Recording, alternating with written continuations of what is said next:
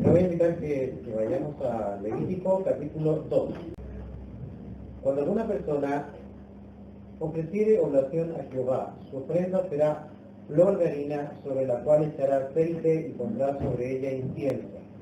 Y la traerá a los sacerdotes hijos de Aarón, y de ello tomará el sacerdote su puño lleno de la flor de harina y del aceite, con todo el incienso, y lo hará arder sobre el altar para memorial, ofrenda encendida es de olor grato a Jehová.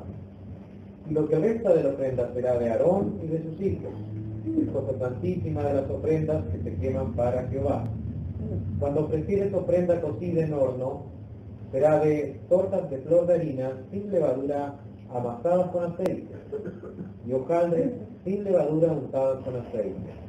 Más que ofrecieres ofrenda de sartén, será de flor de harina sin levadura amasada con aceite, la cual partirás en piezas y echarás sobre ella aceite, es ofrenda. Si ofrecieres ofrenda cocida en cazuela, será de flor de harina con aceite, y traerás a Jehová la ofrenda que se hará de estas cosas, y la presentarás al sacerdote, el cual la llevará al altar. Y tomará el sacerdote de aquella ofrenda lo que sea para su memorial, y lo hará arder sobre el altar, ofrenda encendida de olor grato a Jehová. Y lo que resta de esta ofrenda será de Aarón y de sus hijos, es cosa santísima de las ofrendas que se queman para Jehová. Ninguna ofrenda que ofreciereis a Jehová será con levadura, porque de ninguna cosa leuda, ni de ninguna miel se ha de quemar ofrenda para Jehová. Como ofrenda de primicias las ofreceréis a Jehová, mas no subirán sobre el altar en olor grato. Y sazonarás con sal toda ofrenda que presentes, y no harás que falte jamás de tu ofrenda la sal del pacto de tu Dios. En toda ofrenda tuya ofrecerás sal. Si ofreceres a Jehová ofrenda de primicias, tostarás al fuego las espigas verdes, y el grano desmenuzado ofrecerás como ofrenda de tu primicia. Y pondrás sobre ella aceite, y pondrás sobre ella incienso, es ofrenda. Y el sacerdote hará arder el memorial de él, parte del grano desmenuzado y del aceite con todo el incienso, es ofrenda encendida para Jehová. Tenemos la segunda ofrenda, que es la ofrenda de alimentos. Se centra esto en que es una ofrenda bien especial. Acá no hay derramamiento de sangre, ¿ya? Aunque había ciertos asuntos donde la ofrenda de alimentos se hacía junto con una ofrenda de sangre, con una ofrenda que llevaba un sacrificio.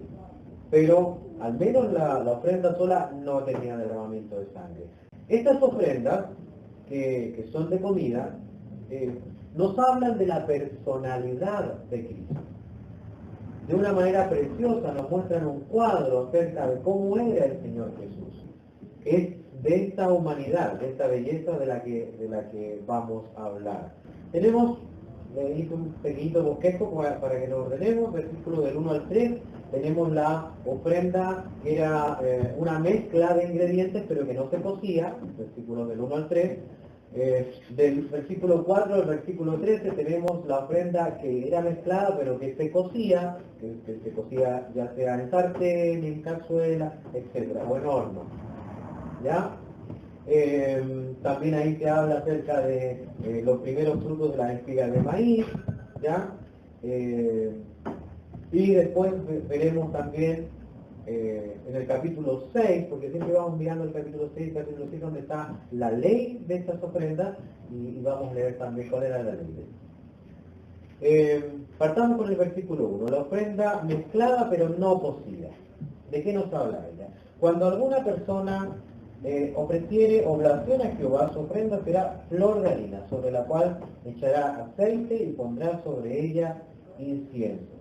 ¿Ya? Lo primero, debía ser la ofrenda de harina, pero no cualquier harina, flor de harina. ¿Qué significaba eso? ¿Ya? Hoy en día no ocupamos ya esta palabra porque prácticamente toda la harina que nosotros ocupamos siempre es flor de harina. Pero tenemos un ejemplo parecido en la azúcar. La azúcar la consumimos nosotros granulada generalmente, pero también se puede comprar flor de azúcar, ¿cierto? ¿Y qué significa? ¿Cuál es la diferencia entre la granulada y la flor? Es que la flor está tan bien molida que está hasta el polvo más fino posible. Esa es la idea. En aquella época sí se hablaba de flor de harina porque había harina de distinta calidad. Entonces no era tan fácil como ir a un negocio y comprar una bolsita, sino que tú tenías que ya sea comprar o cosechar. Si tú tenías el trigo se dejaba, ¿cierto?, secar, reposar, y luego tenías que empezar. Generalmente las mujeres lo hacían en su casa y estaban ahí horas y horas en alguna mesa o en algún recipiente de piedra generalmente, moliendo y moliendo la harina, los trigos, ya los granos de trigo. Y lo molían, y mientras más cuidadosa y con más fuerza se hacía, la harina se iba cada vez más volviendo más fina. ¿Ya? Una harina de calidad era una harina trabajada por mucho tiempo y que por tanto era muy suave, muy tratable. Una harina tosca con trozos de grano entero significaba que la persona no le había puesto suficiente tiempo, suficiente empeño. Así que tenían que utilizar un majador para golpear esos granos, ¿ya? Esta ofrenda entonces nos presenta la personalidad del Señor Jesús. Habla de la persona de Cristo sin ninguna imperfección. Este era el primer ingrediente, flor de harina, sobre la cual echará aceite. ¿Ya? Ahí nos habla del aceite. Sabemos que el aceite normalmente se refiere al Espíritu Santo. En la personalidad de Cristo, el Espíritu Santo cobra una vital importancia. Estoy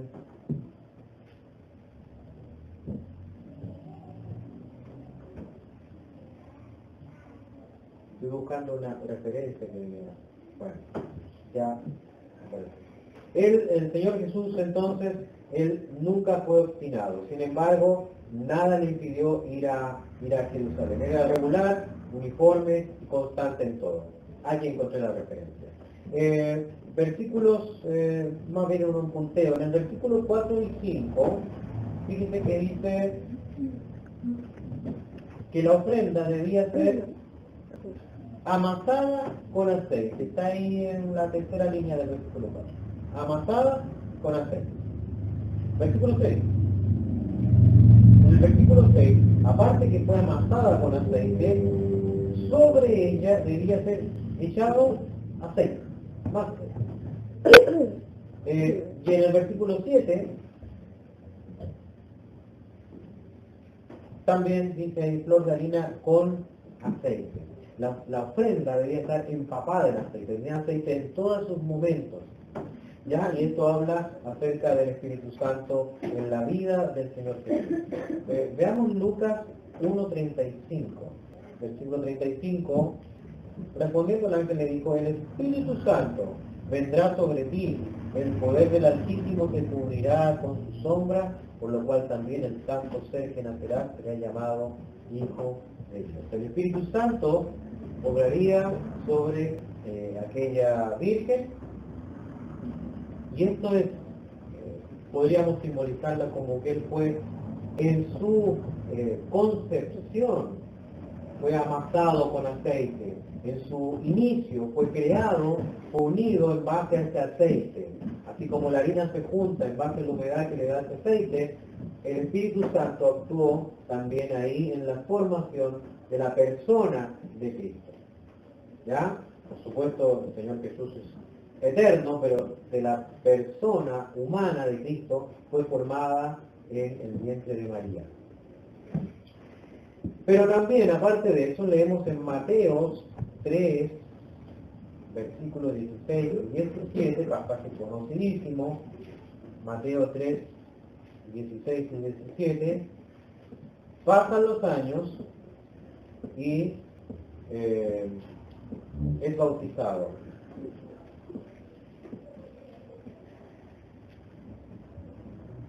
Y Jesús, después que fue bautizado, subió luego del agua, y he aquí los cielos le fueron abiertos, y vio el Espíritu de Dios que descendía como paloma y venía sobre él.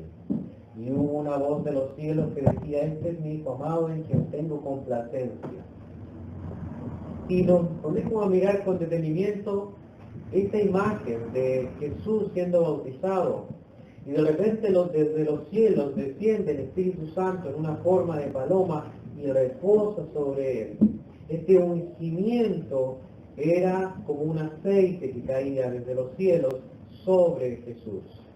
Estaba siendo rociado por el aceite. ¿Ya? Además de eso, como dice que echarás, además de eso, aceite sobre él. Leemos en Juan 3:34, hablando acerca de su ministerio, aquello que hacía el Señor. Ya han pasado los días, estamos en pleno ministerio del Señor. Y miren cómo hacía las cosas. Juan 3:34 dice, porque el que Dios envió, la palabra de Dios habla, pues Dios no da el Espíritu por medida. El Padre ama al Hijo, y todas las cosas ha entregado en su mano. El ministerio de Cristo, su obra, pues siempre en el Espíritu Santo. En su perfecta humanidad, estamos hablando, recordemos, de la humanidad de Cristo, tal vez hay que hacer un poquito la distinción ahí con su deidad. En su personalidad, en su ser humano, él siempre dependió y necesitó del Espíritu Santo. ¿Ya? Esto nos da un ejemplo, ¿cierto? Cuánto más nosotros necesitamos de él. Además, volvemos al versículo 1 del capítulo 2 de Levítico, se le agregaba incienso. Y pondrá sobre ella incienso. Estamos en el versículo 1 de Levítico capítulo 2. Se le agrega incienso. Le voy a pedir a Diego que ponga Éxodo 30:34. Dice, dijo además Jehová a Moisés, toma especies aromáticas, estacte y uña aromática, y gálbano aromática, e incienso puro, y de todo en igual peso, deben ser medidas iguales. Y harás de ello el incienso, ¿ya? Un perfume según el arte del perfumador, bien mezclado, puro y santo. Tomaba estos ingredientes, no los iba a buscar así, sino que, y lo molerás parte de él en polvo fino, y lo pondrás delante del testimonio en el tabernáculo de reunión donde yo me mostraré a ti. O será cosa santísima. Como este incienso que harás, no os haréis otro según su composición, que será cosa sagrada para Jehová. Cualquiera que hiciere otro como este para olerlo, será cortado entre su pueblo. El incienso, que parece un detalle, Dios dijo cómo debía ser, exactamente las medidas y los ingredientes, y cómo debía prepararse. El incienso se podía mezclar digamos así, en porciones más grandes, pero no, este debía ser molido como polvo, y de esa manera se trabajaba y se manipulaba en el templo. Por eso se podía tomar con la mano, se podía lanzar sobre el fuego, lanzar sobre los alimentos, etc.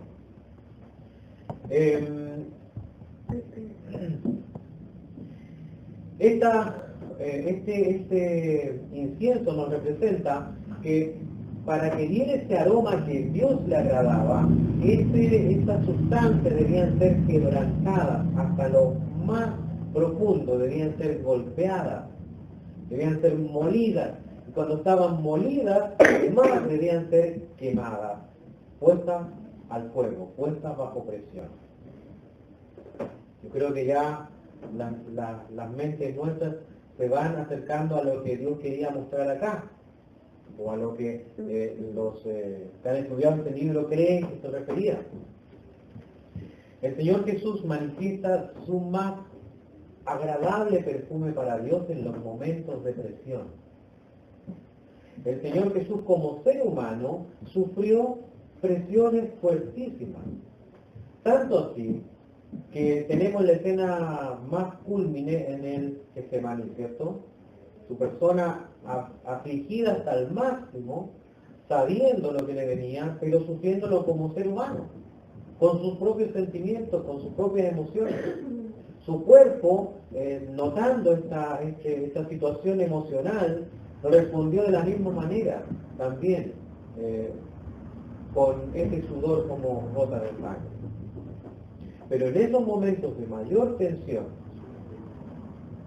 sus palabras y sus actos fueron más agradables y más gratos aún para Dios. Ahí dio el perfume más precioso para Dios. Yo creo que cuando Dios vio a Jesús en Getsemaní sufriendo, pero aún dispuesto a hacer la voluntad de Dios, fue tan agradable para Dios, no lo puedo entender, pero algo podemos imaginarnos, ¿cierto?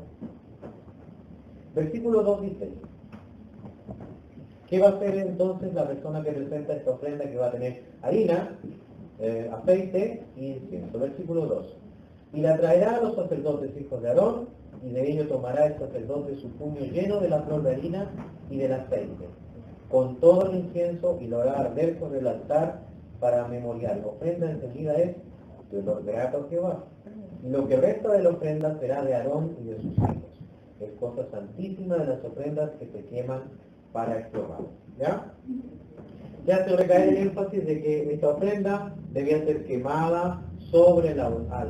Aunque no había derramamiento de sangre, igual se hacía en el altar. Y ya empieza a nombrarse como el altar del holocausto. ¿Se acuerdan que yo le dije que el holocausto iba a ser la ofrenda más preponderante, llamémoslo así? Bueno, en este altar del holocausto también se echaría esta ofrenda. Versículos del 4 al 10.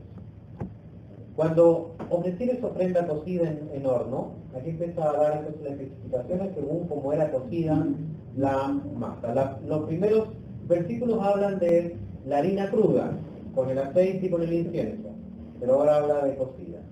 Cuando ofrecieres ofrenda cocida en horno, será de tortas de flor de harina, sin levadura, amasadas con aceite, y hojaldres sin levadura, untadas con aceite. Más si ofrecieres ofrenda de sartén, será de flor de harina, sin levadura, amasada con aceite, la cual partirás en piezas y echarás sobre ella aceite. Es ofrenda. ¿Ya? Si ofrecieres ofrenda cocida en cazuela, será de flor de harina con aceite. Si traerás a Jehová la ofrenda que se hará de estas cosas, la presentarás al sacerdote, el cual la llevará al altar. Y tomará el sacerdote de aquella ofrenda lo que sea para su memorial, y lo hará arder sobre el altar, ofrenda encendida de los gratos a Jehová. Y lo que resta de la ofrenda será de Aarón y de sus hijos, es cosa santísima de las ofrendas que se queman para Jehová. Lo más importante entonces es qué es lo que Dios ve acá. ¿Ya? Dios se glorifica en esto. Dios pedía ser adorado de esta manera. Como decía, no hay mejor termómetro espiritual para un cristiano, podríamos decirlo así, que observar cómo reacciona frente a la presión, frente a la angustia. Nosotros no estamos llamados para juzgar, por cierto, no es que nosotros vamos a estar observando y esperando a ver cómo reacciona frente a un problema mi hermana. No tenemos esta responsabilidad y sería un ejercicio muy poco prudente dado nuestro pésimo discernimiento para ver las cosas reales que suceden en el corazón de un hermano o hermana. Sin embargo, Dios ve esto, cómo nos comportamos frente a la presión, frente a la tensión. En el caso de Cristo, como decía, mientras mayor fue la tensión, mayor fue la dulzura que Él tuvo. Lo que quedaba sobrante de esta ofrenda, porque se tomaba un puñado y se echaba al altar, ¿cierto? El resto, lo que quedaba, ya sea de ofrenda cruda o de ofrenda cocida, quedaba para Aarón y sus hijos. Versículo 11. Veamos los ingredientes que no podían estar en la ofrenda. Ninguna ofrenda que ofrecieres a Jehová será con levadura, porque de ninguna cosa con leuda ni de ninguna miel se ha de quemar ofrenda para Jehová.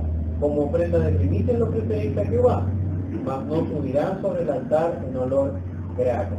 Y te sonarás con sal. Hasta ahí, este es el versículo 2. ¿Ya? Sí. Habla primero de la levadura. ¿Ya? El mismo Señor Jesús en un momento hace una comparación y le dice a sus discípulos que se cuidaran de la levadura de los fariseos. Siempre que la Biblia habla de levadura, casi siempre, se relaciona con el pecado, ¿ya? Pero el pecado en su origen, podríamos decirlo así, no en su consumación como tal, en su origen, partiendo de una falsa enseñanza. O sea, los fariseos, les dicen, las enseñanzas de los fariseos, hay que tener cuidado, lo que ellos están queriendo introducir al pueblo, hay que tener cuidado con eso. Esos son principios inmorales que traerán un problema mayúsculo. ¿Ya?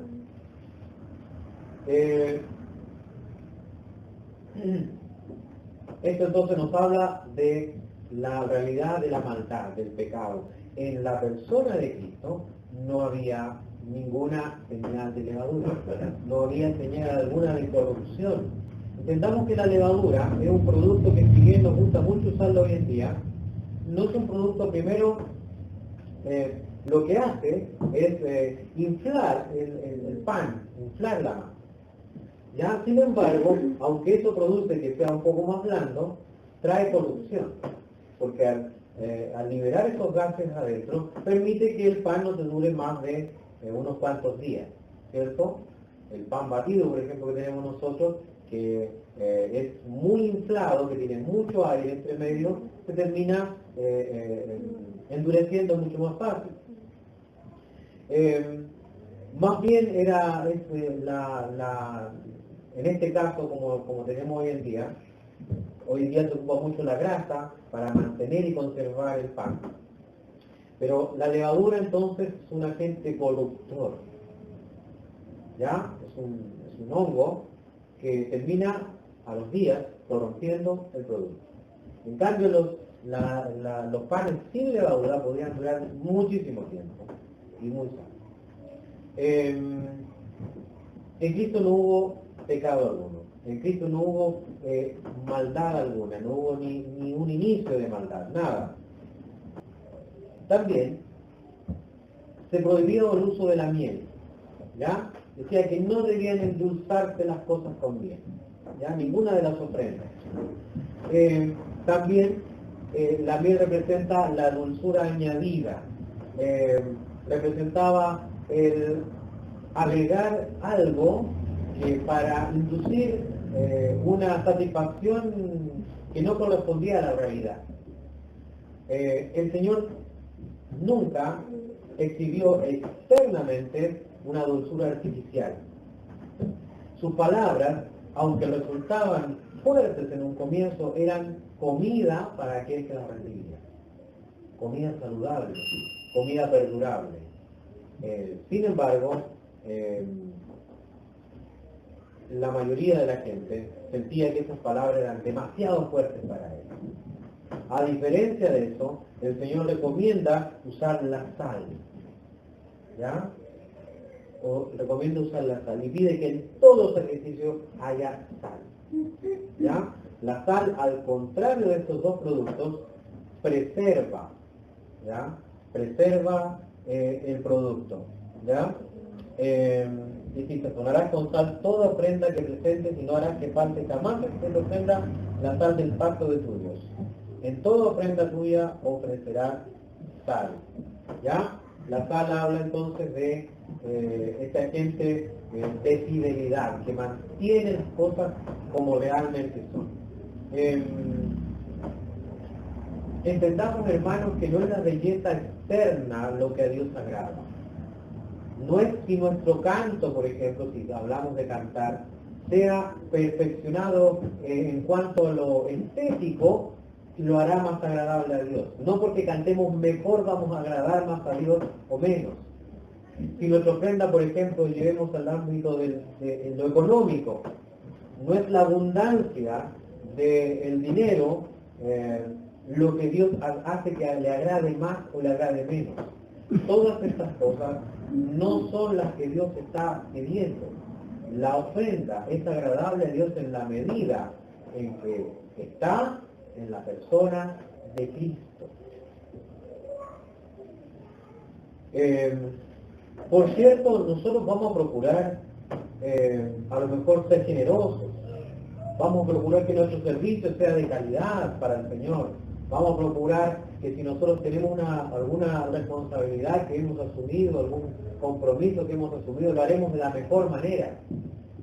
Pero no porque esta belleza externa sea agradable a Dios, sino en que esté con un corazón motivado justamente de agradar verdaderamente a Dios en la persona de Cristo. Así que todo añadido, ya sea la levadura que sirve para suavizar el pan, ablandarlo, pero finalmente lo corrompe, no sirve. Ni tampoco la miel que la endulza momentáneamente, pero que también termina afectando a esa masa y se va a terminar poniendo agrio. Al contrario de eso, la sal nos habla del conservar, en lo opuesto a la levadura, ¿ya? Es una señal de fidelidad, ¿ya? Y Cristo es el fiel y verdadero, ¿ya? ¿Por qué Dios nos pide entonces que seamos la sal de la tierra? Como cantaba el corito. Quiere que seamos fieles a aquel que nos llamó. Quiere que su palabra sea conservada fielmente en nuestros días, ¿ya? Quiere que nosotros fuimos llamados como testigos, y me seréis testigos, ¿ya? Una de las funciones del cristiano es ser testigos, y esta sal debe estar en nuestras ofrendas, conservando la palabra de Dios. Bueno, hay mucho que se puede comentar, nos quedan unos versículos, lo vamos a dejar hasta el día de hoy. Dios bendiga su palabra.